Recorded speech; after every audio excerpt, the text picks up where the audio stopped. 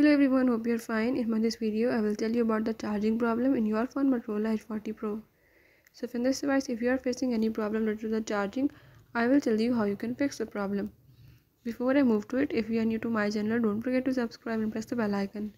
Let's watch complete video and follow all the steps and you will learn how you can resolve this problem in your phone.